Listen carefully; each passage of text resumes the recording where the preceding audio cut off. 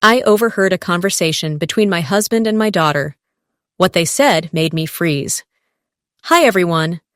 Before we get into today's video, I need your help. We've noticed that the channel's reach has been dropping a bit, and one of the best ways you can support us is by subscribing. It's quick, free, and helps us keep bringing you new and interesting stories. Your support means the world to us, and together, we can grow this channel. Thank you so much. Now let's get to today's story. I'm writing from a temporary account for obvious reasons, and I've changed some details to protect my anonymity. I used to think I knew my family. I used to believe that 17 years of marriage and 15 years of motherhood had taught me to read the people I loved most in this world. I was wrong. My name is Elena, and until 3 weeks ago, I would have described my life as ordinary in the best possible way. My husband David worked as a consultant for a mid-sized tech firm.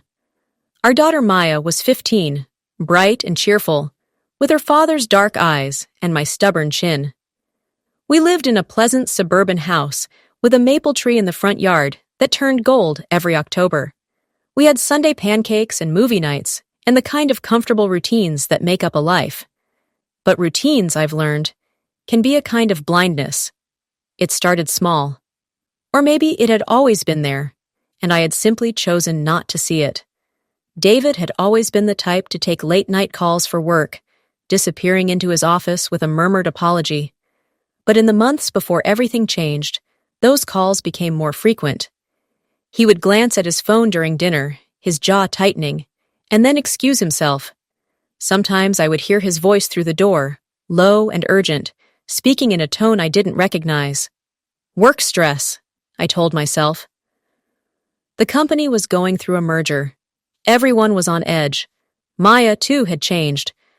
She had always been open with me, the kind of daughter who told me about her crushes and her friendship dramas with equal enthusiasm. But lately, she had grown quieter. She spent more time in her room. When I asked how school was, she gave me one-word answers. When I tried to hug her, she stiffened slightly before pulling away. Teenage hormones, I told my sister over coffee. She's pulling away. It's normal.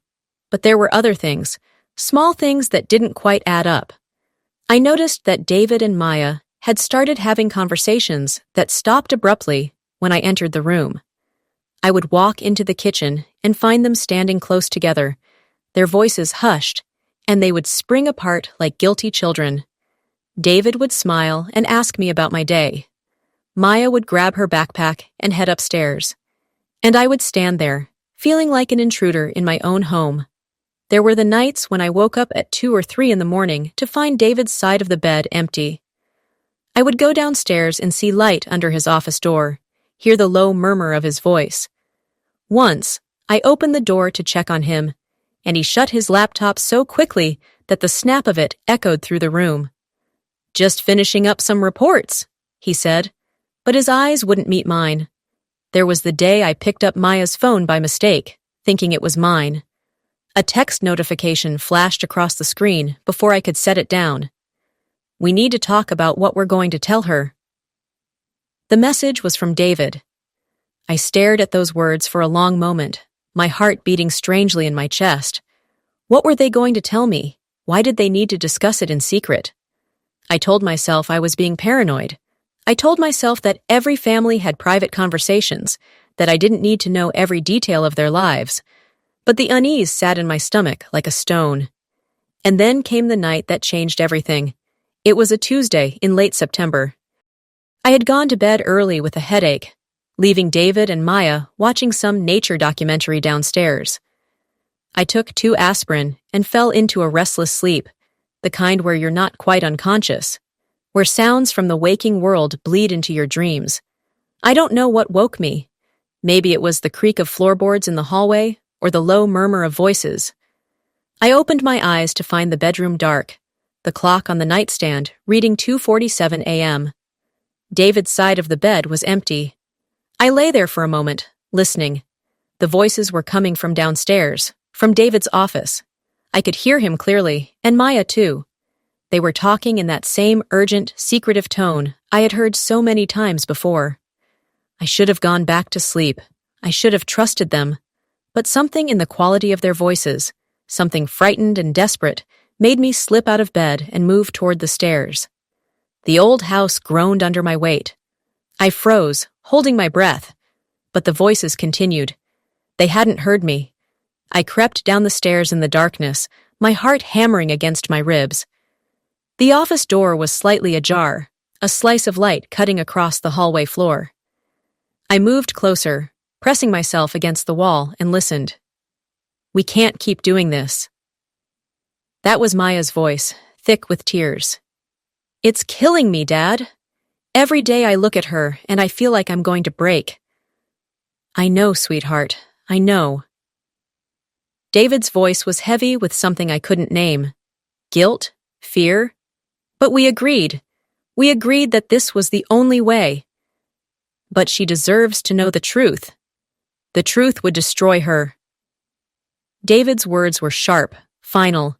"You know what would happen if she found out. Everything would fall apart. The family, our lives, everything we've built. Is that what you want?" There was a long silence. I pressed my hand against the wall to steady myself, my legs suddenly weak. "No," Maya whispered finally. "But I'm so tired of lying to her." "It's not lying, it's protection. We're protecting her from something she's not ready to know." "Will she ever be ready?" Another pause. Then David said, his voice barely audible, "I don't know. Maybe never. Maybe it's better if she never knows." "What about Rachel?" Maya asked, and the name struck me like a physical blow. "What if she comes back? What if she tells her?" "Rachel won't come back. We made sure of that." "But what if she does?" "Then we'll deal with it. But until that happens, we stay silent. We protect your mother from the truth, no matter what. Do you understand?" "I understand." "Good girl. Now go to bed. And remember, this conversation never happened." I heard movement inside the office. Panicking, I turned and hurried back up the stairs as quietly as I could, my mind reeling. I slipped back into bed just as I heard the office door open fully, footsteps in the hallway, Maya's door clicking shut. A moment later, David slid into bed beside me. He smelled like coffee and something else, something metallic. Fear, maybe, or guilt. I lay perfectly still, my eyes closed, my breathing slow and even. But inside, my mind was screaming. Rachel! Who was Rachel, and what truth were they hiding from me? The next morning, I made breakfast like I always did. Scrambled eggs, toast, orange juice. David came downstairs in his work clothes, knotting his tie. Maya appeared a few minutes later, her hair still damp from the shower, her eyes puffy and red. "Good morning," I said brightly, setting plates on the table. "Morning," David said, kissing my cheek. His lips were cold. Maya mumbled something and stared at her plate. I watched them across the table. These two people I thought I knew better than anyone in the world, and saw strangers. The way David's hand trembled slightly as he lifted his coffee cup. The way Maya couldn't meet my eyes. The tension between them, thick and suffocating. "You okay, sweetheart?" I asked Maya. "You look tired." She flinched. "I'm fine, just didn't sleep well." "Bad dreams?" "Something like that." David cleared his throat. "I have an early meeting. I should get going." He stood up, grabbed his briefcase, kissed me again. "Love you," he said, and the words sounded hollow. "Love you too." Maya left for school 20 minutes later, still avoiding my gaze. And then I was alone in the house with my thoughts, and the name that kept echoing in my head. Rachel. I spent the morning cleaning, trying to distract myself, but every drawer I opened, every closet I organized, I found myself looking for clues. What was I hoping to find? A letter? A photograph? Some evidence of this person who had invaded my marriage, my family, my entire life? By noon, I couldn't take it anymore. I went into David's office. It was a small room, neat and organized, with a desk, a filing cabinet, and shelves lined with books about business strategy and leadership. I had been in here 1,000 times before, but now everything looked different. Every object seemed to hide a secret. I started with the desk drawers. Files about work, old receipts, spare pens and notepads. Nothing unusual. I moved to the filing cabinet, my hands shaking as I rifled through folders labeled taxes, insurance, medical records. And then I found it. It was a folder at the very back of the bottom drawer, unlabeled and thin. Inside were three things: a photograph, a newspaper clipping, and a letter. The photograph showed a woman I didn't recognize.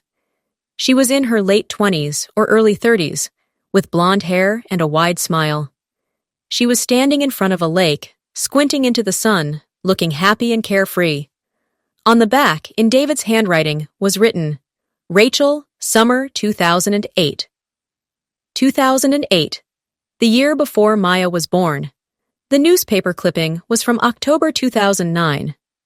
The headline read, Local woman missing after hiking trip. The article was brief. Rachel Morrison, 31, had gone hiking in the White Mountains and never returned. Search parties had found no trace of her. Police suspected she had fallen from a cliff or gotten lost in the wilderness. The case remained open but inactive. My hands were shaking so badly I almost dropped the letter. It was addressed to David, dated September 2009, written in a woman's looping handwriting. David, I know this will be hard for you to read, but I need you to understand. I can't do this anymore. I can't keep pretending. I thought I could. I really did. But every day it gets harder. Seeing you with her, watching you build a life that should have been ours, it's tearing me apart. You made your choice, and I have to respect that. But I need you to know that this baby is yours, whether you want to acknowledge it or not. I'm not asking for anything.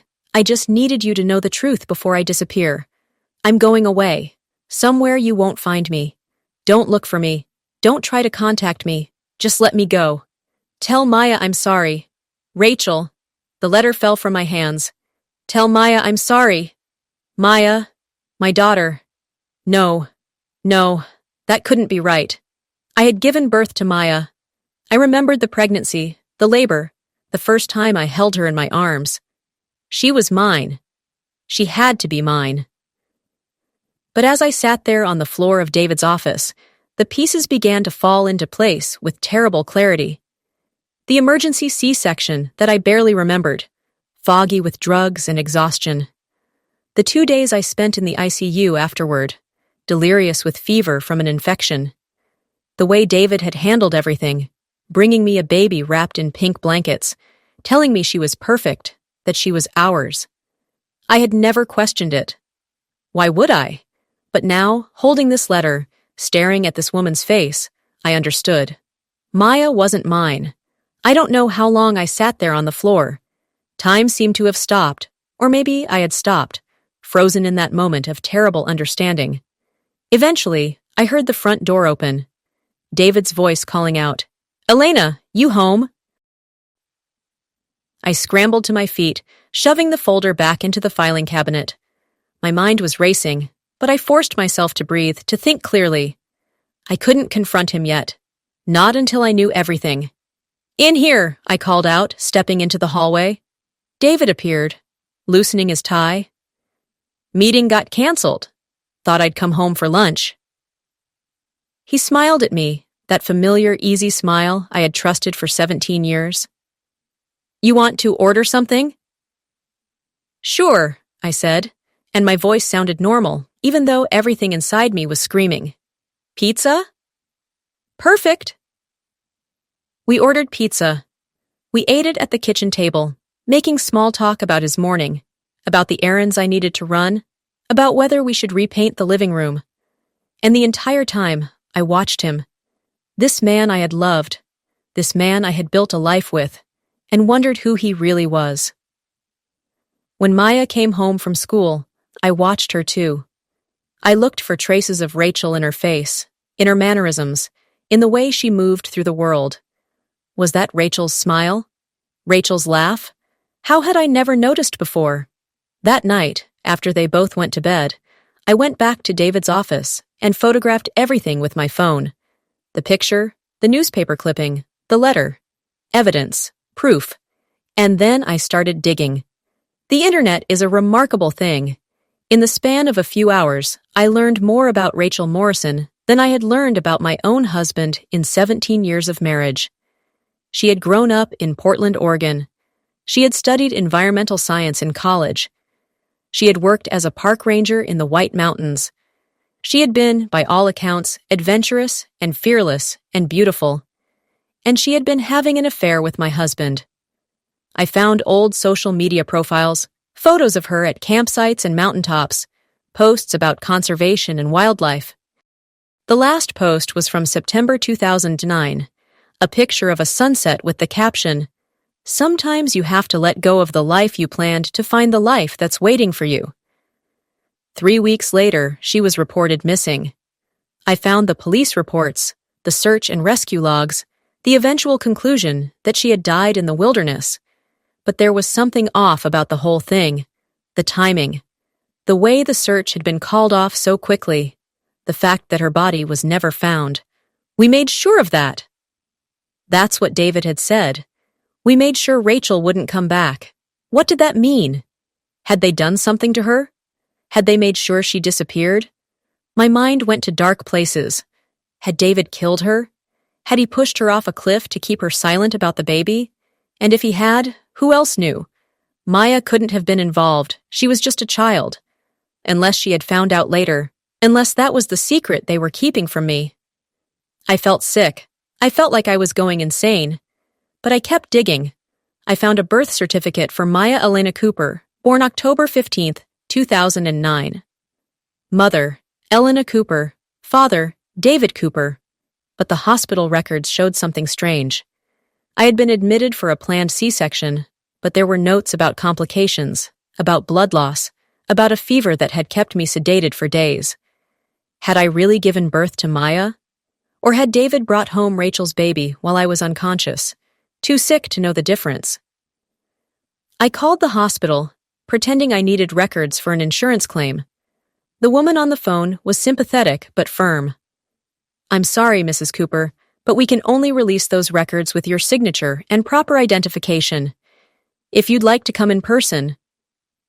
"I'll do that," I said, and hung up.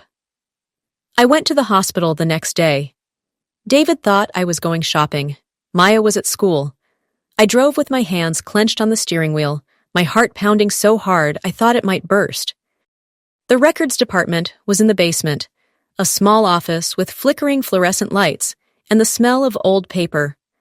A tired-looking woman with glasses helped me fill out the forms, checked my ID, and disappeared into a back room. She came back 15 minutes later with a thin folder. "Here you go, Mrs. Cooper.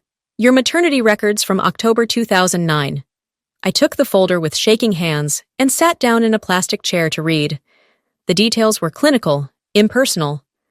I had been admitted on October 14th for a scheduled C-section due to placenta previa. The surgery had gone well, but I had hemorrhaged afterward. I had been given multiple transfusions. I had developed an infection. I had spent 3 days in intensive care. And the baby, Maya Elena Cooper, had been healthy and perfect, 7 pounds 3 ounces, delivered at 11:42 p.m. on October 15th. My baby. Except, I stared at the page, at the doctor's signature, at the nurse's notes. Everything looked legitimate, official, real, but I remembered David telling me later that the birth had happened earlier, around 6 in the evening. I remembered him showing me photos of Maya in the nursery while I was still too weak to hold her. I remembered the fog in my head, the way time had felt liquid and strange. "Excuse me," I said to the woman at the desk. "Is there any way to verify that I was actually the one who gave birth? Like, through DNA or records or..." She looked at me strangely. "Well, you're listed as the mother on all the documentation. But if you have doubts, you could always do a maternity test. There are labs that offer that service." "Thank you," I said, and left before she could ask why a mother would doubt her own child's birth. I went to a pharmacy and bought a home DNA test kit. 2 swabs, one for me and one for Maya. Simple. Except it wasn't simple at all. Because how was I supposed to get Maya's DNA without her knowing? How was I supposed to live with the possibility that she might not be mine? But I had to know. That night, while Maya was sleeping, I crept into her room. She looked so peaceful, so young, her dark hair spread across the pillow. I stood there for a long moment, watching her breathe, and felt tears running down my face. I took one of the cotton swabs from the kit and gently rubbed it against the inside of her cheek. She stirred, but didn't wake. I sealed the swab in its tube and left the room, my heart breaking. I did my own swab in the bathroom, sealed it, and packaged everything up. The instructions said results would take 3 to 5 business days. 3 to 5 days to find out if my entire life was a lie. I tried to act normal. I made dinners and did laundry, and helped Maya with her homework. I kissed David goodnight and pretended everything was fine. But inside, I was screaming. David noticed something was wrong. "You seem distracted," he said one evening, coming up behind me while I was washing dishes. He put his hands on my shoulders, and I had to force myself not to flinch. "Everything okay?" "Fine," I said. "Just tired. You've been acting strange all week." "Have I?" "Yeah." His hands tightened on my shoulders. "Is there something you want to talk about?" I turned to face him, searching his eyes for some sign of the man I thought I knew. "Is there something you want to tell me?" For just a moment, I saw something flicker across his face. Fear, guilt, but then it was gone, replaced by confusion. "Like what?" "I don't know, David. You tell me." "Elena, I have no idea what you're talking about." Maybe he didn't. Maybe I was wrong about everything. Maybe I was going crazy, seeing conspiracies where there were none, imagining betrayals that didn't exist. But then I thought about the letter, the photograph, the conversation I had overheard. And I knew I wasn't crazy. "Never mind," I said, turning back to the dishes. "I'm just stressed. Work stuff." He stood there for a moment longer, and I could feel his eyes on my back. Then he left, and I sagged against the sink, my hands trembling. The DNA results arrived on a Thursday afternoon. I had been checking the mail obsessively every day, and when I saw the envelope, I almost couldn't bring myself to open it.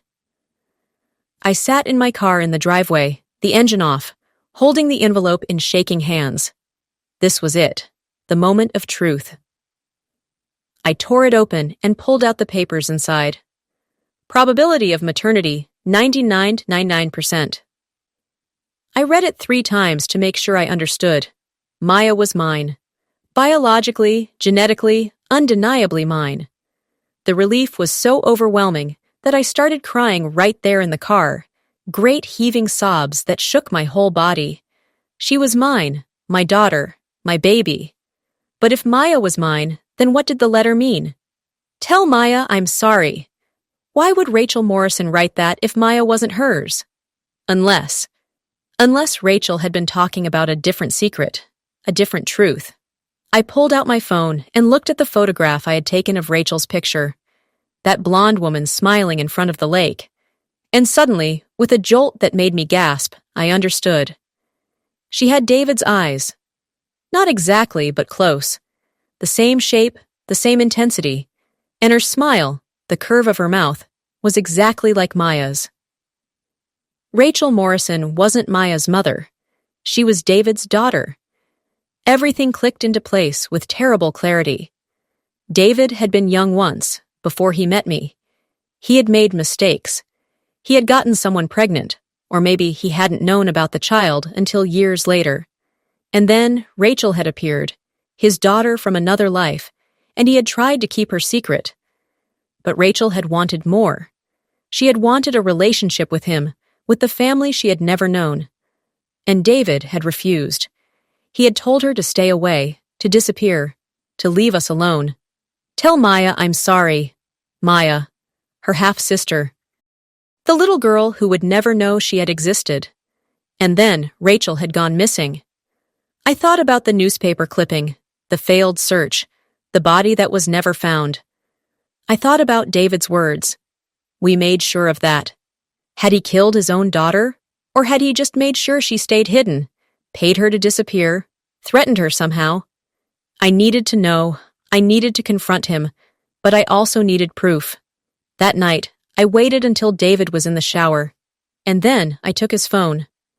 I knew his passcode. He had never hidden it from me. My hands shook as I scrolled through his messages, his emails, his call logs. Most of it was mundane, boring work stuff and texts about picking up groceries. But then I found a thread of messages with no name attached, just a phone number. The most recent message was from 2 weeks ago. "She's asking questions again. We need to talk."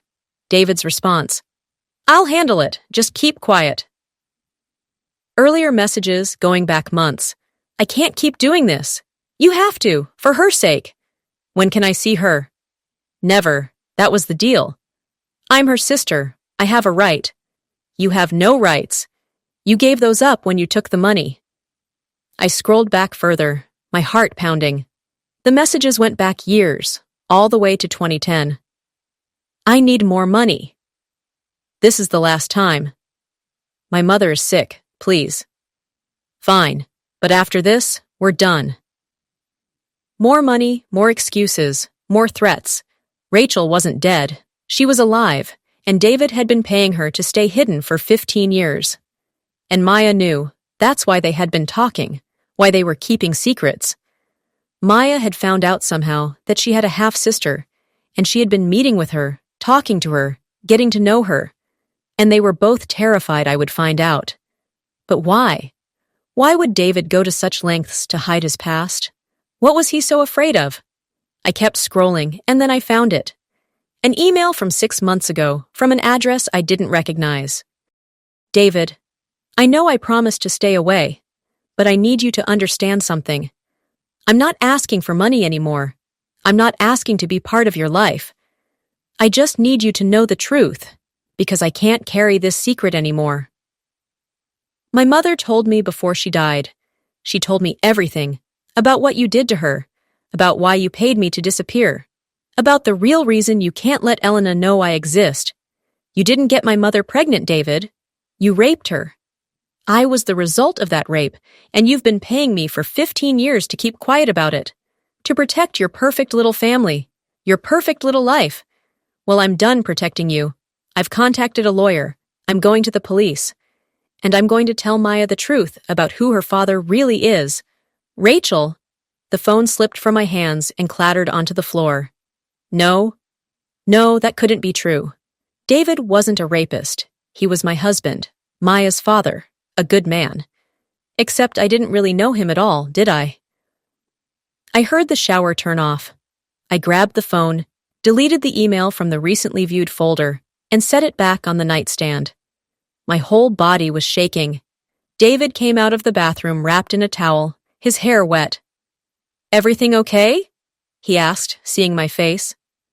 "Fine," I whispered, "just feeling a bit sick." "You should lie down. I'll bring you some water." He left the room, kind and concerned, and I sat there on the bed, staring at the wall, trying to process what I had just learned. My husband was a rapist. He had assaulted a woman 30 years ago, gotten her pregnant, and then paid their daughter to keep quiet about it. And when Rachel had threatened to go to the police, he had... What had he done? The email was from 6 months ago.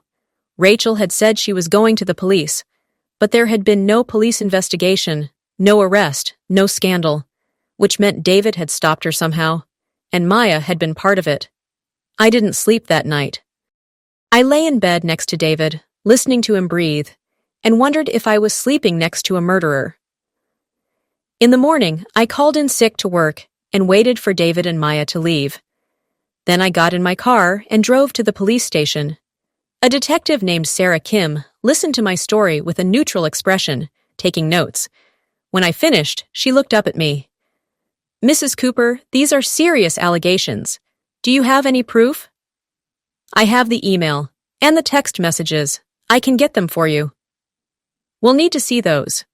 But I have to tell you, without concrete evidence, without a body or a witness, this is going to be very difficult to pursue. Your husband's phone records and emails could be explained away. And if Rachel Morrison is still alive, as you suspect, then we need her testimony. She threatened to go to the police 6 months ago. Maybe she did. Maybe there's a report. Detective Kim turned to her computer and typed for a few minutes.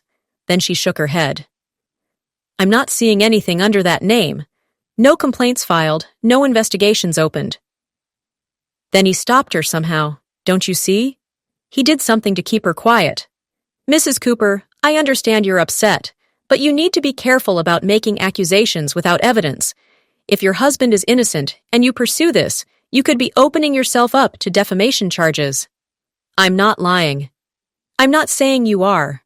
I'm saying you need proof, physical evidence, financial records showing payments, something concrete. I left the police station feeling helpless and angry. Detective Kim had given me her card and told me to call if I found anything else, but I could tell she didn't believe me. No one would believe me, unless I could find Rachel. I went back to everything I had learned about Rachel Morrison, the missing persons report, the search and rescue logs, the last known location. She had been hiking in the White Mountains when she disappeared. Or at least, that was the official story. But what if she hadn't disappeared? What if she had just moved away, changed her name, started a new life with David's money? I started searching for her online, looking for any trace of her existence after 2009. Social media accounts, property records, employment history. And then I found something. A woman named Rachel Morgan, living in Burlington, Vermont. No middle name. Different last name, but close. And the age matched. I found a LinkedIn profile. She worked as an environmental consultant. Her profile picture showed a woman in her 40s, with short blonde hair and glasses. But when I zoomed in, I recognized the shape of her face, the set of her jaw. It was her. It had to be. I sent her a message through LinkedIn. Rachel, my name is Elena Cooper. I'm married to David Cooper. I know who you are, and I know what he did. I need to talk to you. Please respond, Elena. I didn't expect her to reply. Why would she trust me, the wife of the man who had destroyed her mother's life? But 3 hours later, my phone buzzed with a notification. Meet me at the coffee shop on Church Street tomorrow at 2 p.m. Come alone. If I see David or anyone with you, I'm leaving.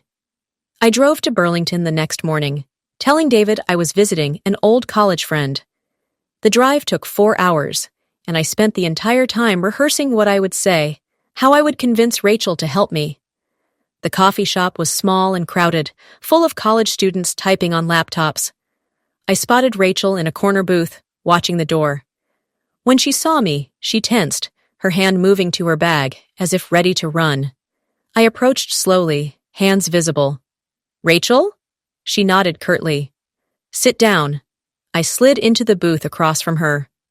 Up close, I could see the resemblance to David even more clearly. The same intensity in her eyes, the same stubborn set to her mouth that Maya had inherited. Thank you for meeting me, I said. Why are you here? Wait, her voice was cold, guarded. I found the email you sent David. I know what he did to your mother. I know why he's been paying you. Rachel's jaw tightened. If you're here to threaten me, to offer me more money to keep quiet, I'm not, I swear. I'm here because I need to know the truth. All of it. She studied me for a long moment, and then something in her expression softened. You really don't know, do you? He never told you. Told me what? Rachel looked out of the window, her fingers drumming on the table. My mother was 23 years old when David raped her. She worked at a bar near his college, and he was a regular customer. One night, he offered to walk her home. She thought he was nice. Harmless. She paused, her voice shaking slightly. He raped her in the alley behind the bar, and when she threatened to go to the police, he told her no one would believe her. He was a college student from a good family. She was a bartender with a drug problem. Who would take her side? Oh, God, I whispered. She never reported it. But 9 months later, I was born.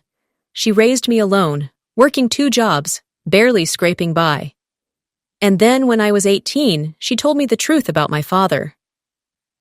Is that when you contacted David? Rachel nodded. I wasn't looking for money.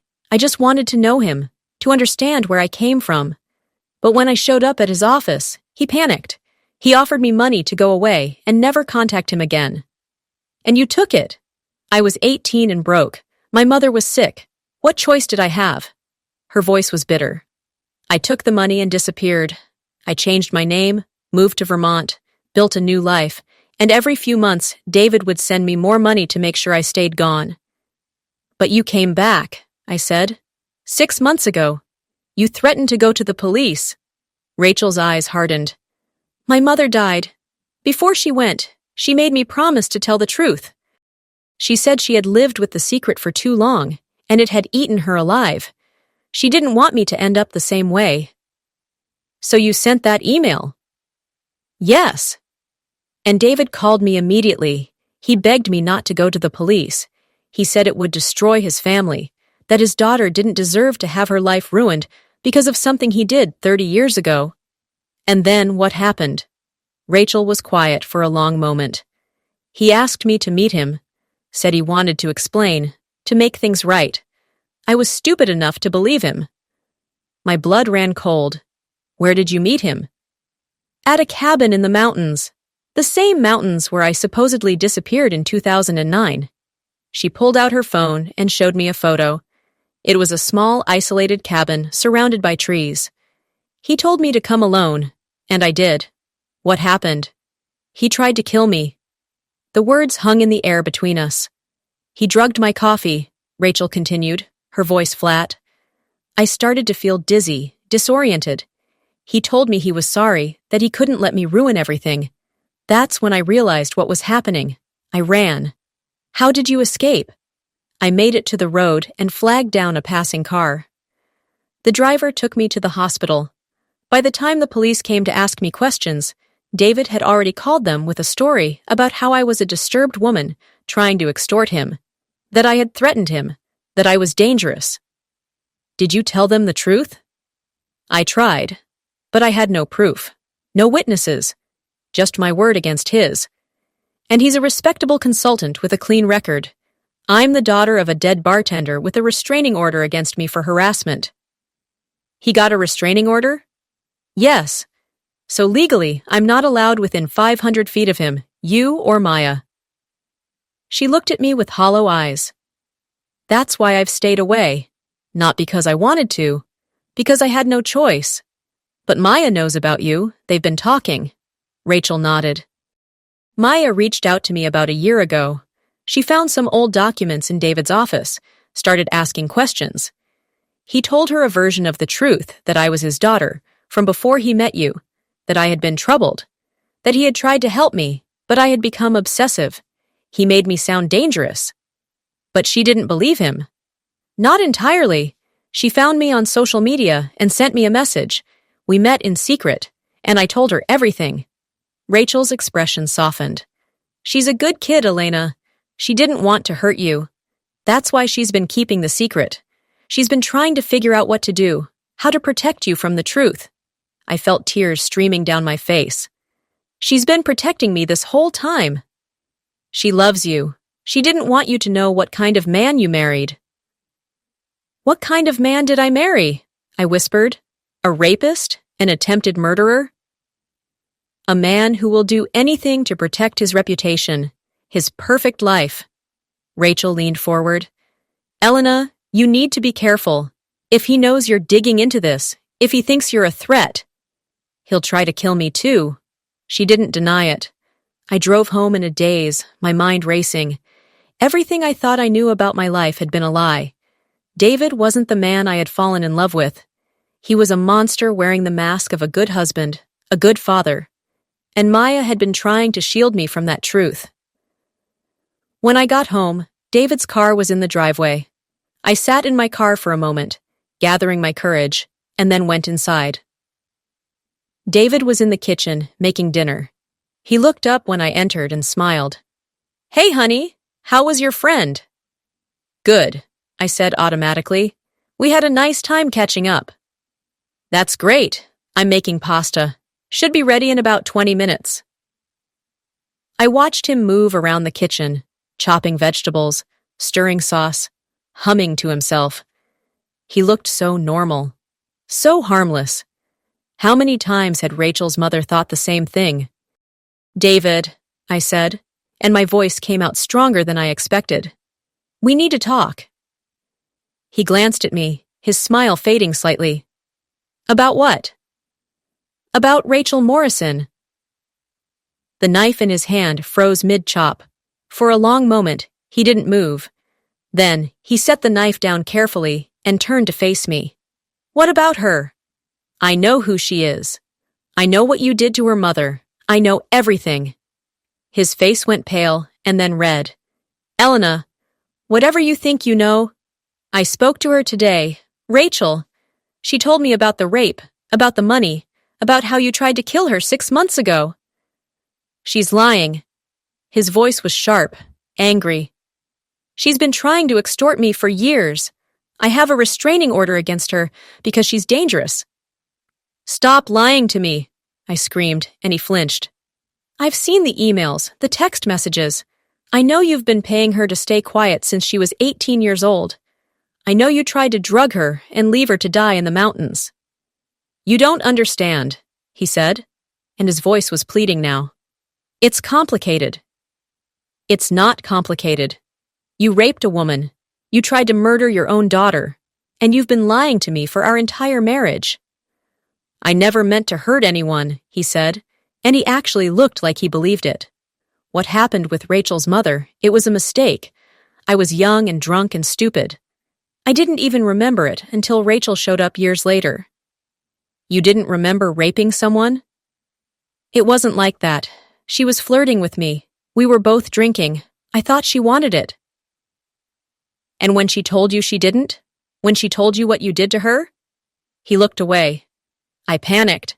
I offered her money because I thought it would help. I thought it would make things right. "Hush, money doesn't make rape right, David." "I know that. But what was I supposed to do? Turn myself in? Destroy my entire life over one mistake?" "One mistake." I felt sick. "You call raping someone a mistake?" "I call it something that happened a long time ago that I've been trying to make up for ever since." He took a step toward me, his hands outstretched. "Elena, please. I'm not that person anymore. I was a kid. I've changed. You know me. You know I would never." "I don't know you at all," I said, backing away from him. "I thought I did, but I was wrong. You're a stranger." "Don't say that, please." There were tears in his eyes now. "I love you. I've always loved you. Everything I've done, I did to protect our family, to protect Maya." "Maya knows," I said. "She's known for a year. That's what you two have been whispering about. That's the secret you've been keeping from me." His face crumpled. "She wasn't supposed to find out. I tried so hard to keep it from her." "Why?" "Because you knew she would hate you if she knew the truth? Because I knew it would hurt her. Because I wanted to protect her innocence." "You wanted to protect yourself," I said coldly. "That's all you've ever cared about. Your reputation. Your perfect life. You don't care who you hurt as long as you can keep pretending to be a good man." "That's not fair." "Did you try to kill Rachel?" He was silent. "Did you drug her coffee and leave her in the mountains to die?" "I just wanted her to stop," he whispered. "She was going to ruin everything. Go to the police. Tell everyone what I did. I would have gone to prison, lost my job, lost you and Maya. I couldn't let that happen." "So you tried to murder her?" "I didn't think of it like that. I just thought, if she disappeared again, if she had an accident, then no one would ever have to know. We could all just move on with our lives." I stared at him. This man I had shared a bed with for 17 years and felt nothing but disgust. "You're a monster." "I'm a man who made mistakes," he said, his voice rising. "I'm not perfect, Elena. I never claimed to be.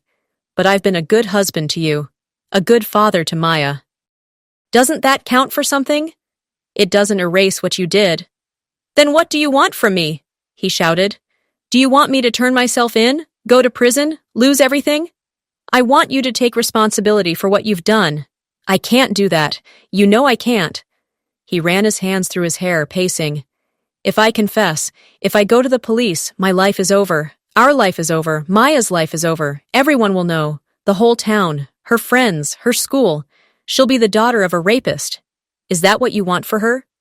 I want her to know the truth. She already knows the truth, and she chose to keep it quiet, to protect the family. He looked at me desperately. We can keep doing that. We can put this behind us. Rachel has stayed away for 6 months. She's not going to the police. The restraining order worked. We can just forget about all of this and move on. I can't forget about it. Then what are you going to do? His voice turned cold. Go to the police yourself? They won't believe you. Rachel already tried and failed. You have no proof. Just the word of a woman with a restraining order against her, and a wife who suddenly decided to destroy her husband. I have the emails, the text messages, which I'll say were taken out of context, or fabricated, or stolen from my phone without my consent. He stepped closer to me, and I saw something dangerous flash in his eyes. Elena, I don't want to fight you, but I will do whatever it takes to protect myself and this family. Do you understand me? Are you threatening me? I'm warning you, if you go to the police, if you try to destroy me, you'll be destroying yourself too. And Maya, think about what this would do to her. She deserves to know the kind of man her father is. She already knows, and she loves me anyway, because people are complicated, Elena. We're not just one thing. I did something terrible 30 years ago, yes, but I've also been a good father, a good provider. I've loved you both with everything I have. Love isn't supposed to be built on lies. All love is built on lies, he said bitterly. We all hide parts of ourselves. We all pretend to be better than we are. That's what relationships are. Not like this. Then what do you want? You want a divorce? Fine. I'll give you a divorce. But I'm not going to prison, and I'm not going to let you destroy my relationship with Maya. That's not your decision to make. Actually, it is, because Maya is 15 years old, and if we divorce, she gets to choose who she wants to live with, and I promise you, she'll choose me. The words hit me like a physical blow. You wouldn't. I would, because I'm fighting for my life here, Elena, and I will use every weapon I have. I looked at this man, this stranger, and realized he was right. Maya loved him. Despite everything, she loved her father.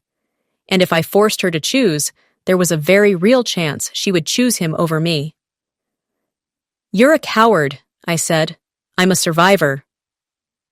He turned back to the stove, picking up the spoon to stir the pasta sauce. Now, are we going to have dinner like a normal family? Or are you going to keep making threats?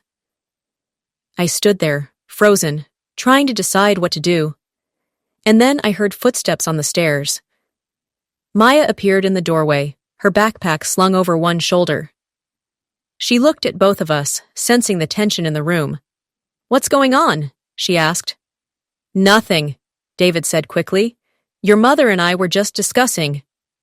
She knows, I said, cutting him off. I told her about Rachel, about everything. Maya's face went pale. Mom! Why didn't you tell me? I asked her, my voice breaking. Why did you keep this from me? Because I didn't want to hurt you, Maya said, tears welling in her eyes. I didn't want you to know what Dad did. I thought if I could just handle it, if I could keep Rachel away, then you'd never have to find out. You shouldn't have had to handle this alone. I know, but Dad was scared, and Rachel was threatening to go to the police, and I just thought if I could talk to her, if I could convince her to let it go, then maybe we could all just move forward. Did you know he tried to kill her? Maya's eyes widened. What? No, Dad, you didn't. It's not what it sounds like, David said quickly. I just wanted to scare her, to make her understand that she needed to stay away. You drugged her and left her in the mountains, I said. That's not scaring someone. That's attempted murder. Maya looked at her father with horror. Dad, Tell me that's not true. He opened his mouth, closed it, opened it again. I was desperate. She was going to destroy everything. I didn't know what else to do. So you tried to kill her? Maya's voice was shaking. She's my sister, Dad. My sister. Half-sister, David corrected automatically. I don't care. She's family. Maya turned to me, tears streaming down her face. Mom, I'm sorry. I'm so sorry. I should have told you from the beginning. I just didn't know how. I pulled her into my arms, holding her tight. It's not your fault. None of this is your fault. But I kept the secret. I lied to you. You were trying to protect me. I understand that. I looked over her head at David, who was watching us with a mixture of fear and desperation. But the lying stops now. All of it. What are you going to do? David asked. I don't know yet, I said honestly, but I need time to think, away from you. Elena. Pack a bag, I told him. I want you out of the house tonight.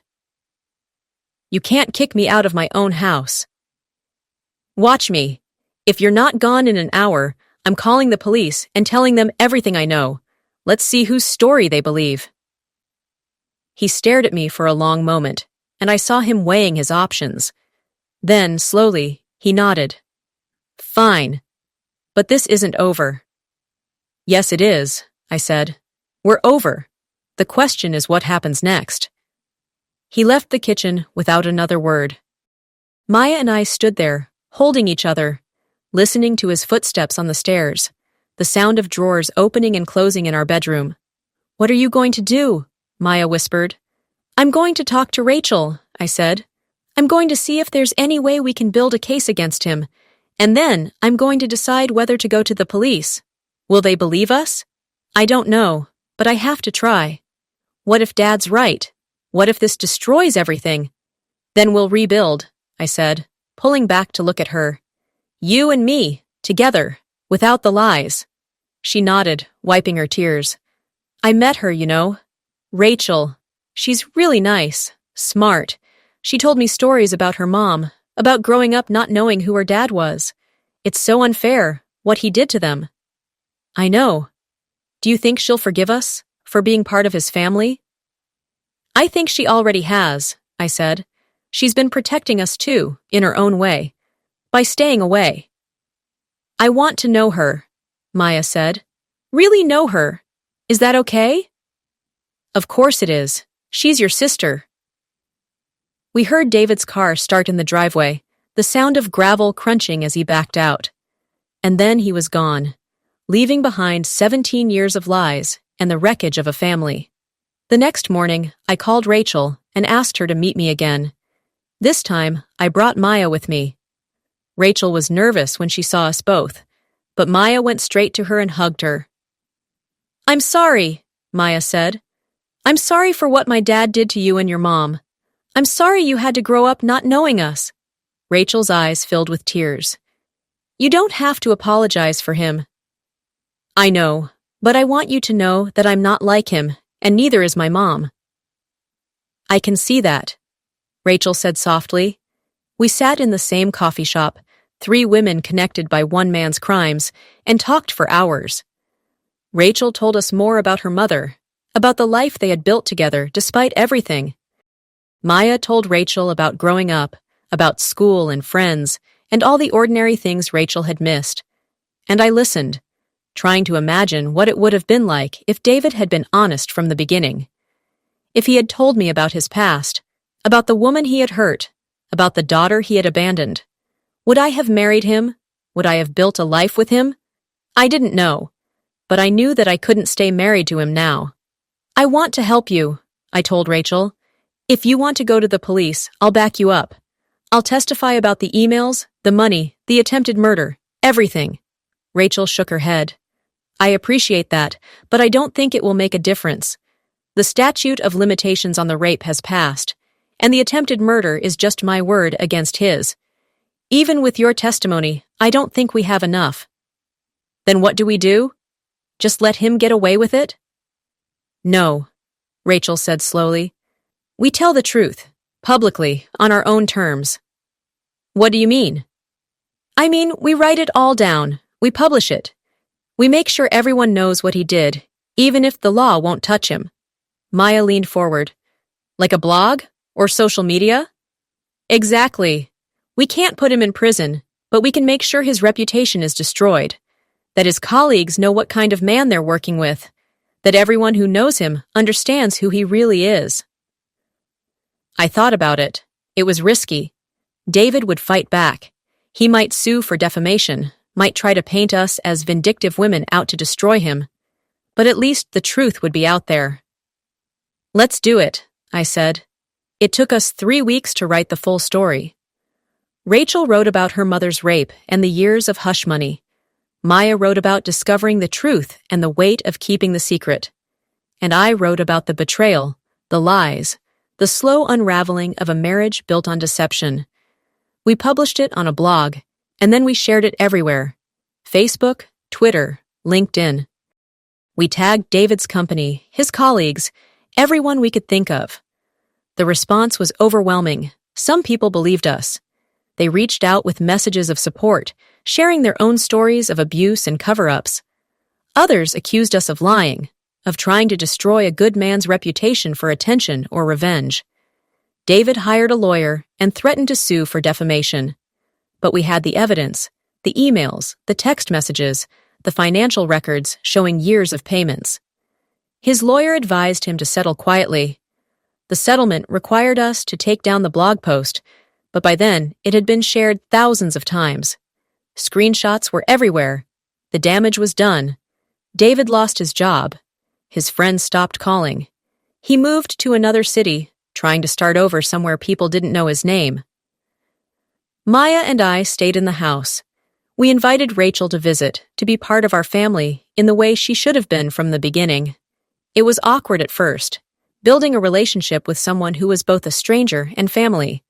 But slowly, it got easier. Maya graduated high school with Rachel in the audience, cheering alongside me. We celebrated together, the three of us, this strange new family forged from the ashes of the old one. It's been 2 years now since that night I overheard the conversation that changed everything. 2 years since I learned the truth about the man I married. People ask me sometimes if I regret it, if I wish I had never found out, never opened that filing cabinet, never listened at the door.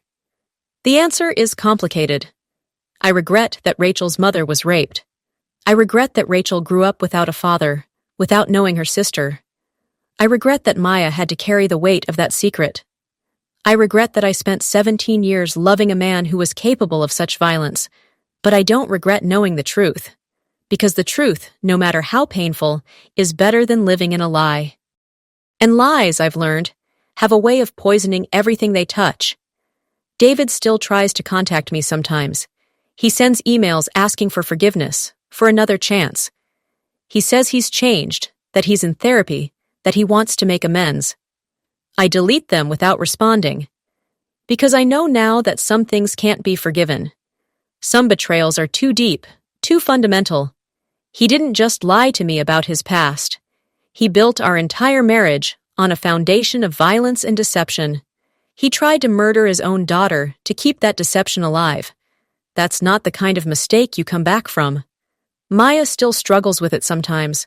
She loved her father, and part of her always will. She goes to therapy twice a week to work through the conflicting emotions, the love and the disgust, the grief and the anger. But she's also building a relationship with Rachel, and that's been healing for both of them. They text every day. They visit each other on holidays. They're learning to be sisters. As for me, I'm learning to trust again. Learning to rebuild my life on a foundation of truth instead of lies. It's slow and it's hard, and some days I wonder if I'll ever feel whole again.